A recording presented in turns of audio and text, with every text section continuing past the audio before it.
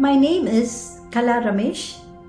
I'm a haiku poet and I have been enjoying the swim in this deep ocean of haiku literature since 2005.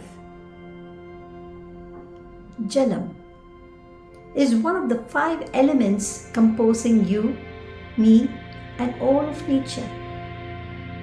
The 5 elements, ether, air, fire, water, and earth, known as Panchabhutas, have always fascinated me.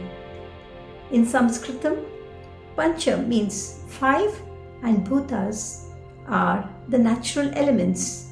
Each element is related to one particular sense. Ether, Akash, is associated with sound. Air, Vayu, with both sound and touch. Fire, Agni, with sound, touch and sight. Water, Jalam, with sound, touch, sight and taste. And finally, earth, Prithvi, is associated with sound, touch, sight, taste and smell. I got goosebumps when I read this the first time.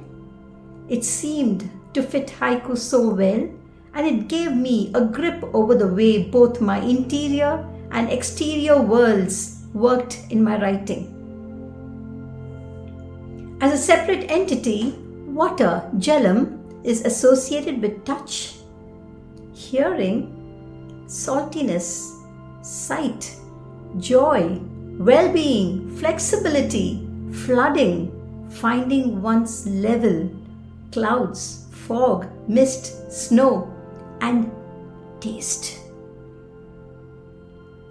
Waiting for the Panorama International Literary Festival to unfold the various facets of water. A few of my haiku verses on Jalam, water. Rainforest, the lives. Rainforest, the lives I step on. The ocean in a raindrop inside my womb, a heart. The ocean in a raindrop inside my womb, a heart. Monsoon end. A farmyard gate hinges onto its creek song. Monsoon end. A farmyard gate hinges onto its creek song.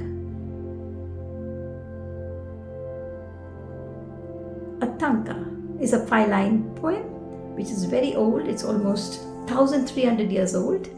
I'm reading a twin tanka, or the tanka doha as I call it. Hundreds of starfish lying embedded in sand. A guard points out to the oil spill from a wrecked steamer.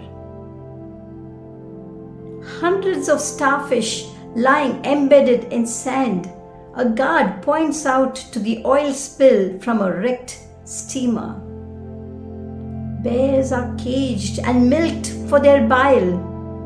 Hearing this, mother closes her eyes and prays for forgiveness. Bears are caged and milked for their bile. Hearing this, mother closes her eyes and prays for forgiveness. Tanka doha. Now a tanka. An acrobat. A village girl balances on her bare hip an earthen pot of tilted liquid twilight. An acrobat. A village girl balances on her bare hip an earthen pot of tilted liquid twilight. I gather one moon after another. I gather one moon after another into my hands. The river keeps giving. I gather one moon after another into my hands. The river keeps giving. I end my presentation with a haibun. Haibun is haikai prose embedded with haiku. The pull. The pull. As I get older, my first preference is for the sea. I admire mountains from a distance, but no, I can no longer climb them. Growing up in Chennai, we went to the beach every Thursday, for it was our father's day off from his clinic. The memories draw me back. Frothy waves rise on the horizon. Seagulls dot the evening sky. Vendors call out manga, tenga, patani, shundal as they walk about, hawking roasted peanuts and green mangoes cut into thin oblong pieces, sprinkled generously with salt and chili powder. Wishing you a good day, the vendor scoops these mouth-watering delicacies into a square of newspaper and hands them to you. Twilight hues, the raga of crashing waves.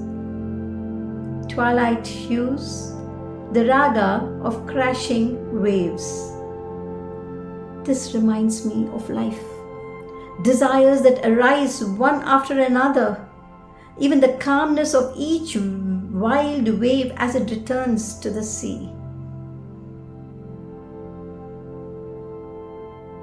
I conclude with a small incident that happened when I was just 6 years old. When my parents came to know that my grandmother's death was imminent, they gently laid her on a white dhoti spread over the cold, bare floor.